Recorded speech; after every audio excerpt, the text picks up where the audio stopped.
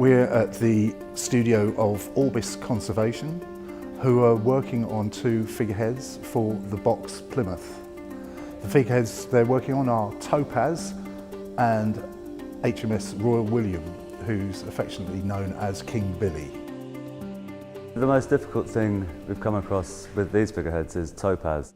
She has got extensive rot to the timber in the core, so we didn't really have an idea of how bad that was. There was some tests done a few years ago which we now know were actually quite accurate. So we've now realised through tomography, which essentially gives you a scan of the internal structure, that there's very little timber left.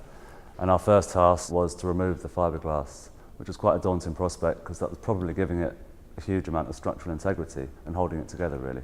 What we're trying to do is save all this lovely carving.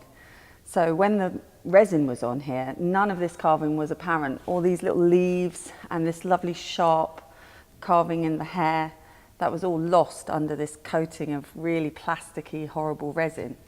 So what I'm doing now is I'm using this gap filler just to fill in these very vulnerable pieces of carving here, so that when we go on to work on it further, it's got some structural integrity and it won't fall apart.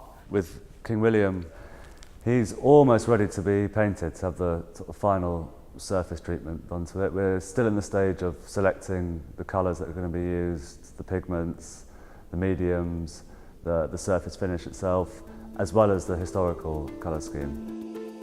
It's a massive project. We've got 14 figureheads to conserve. They will form the first wow installation that you see when you come into the box, which will look like a flotilla of ships as you step into the building.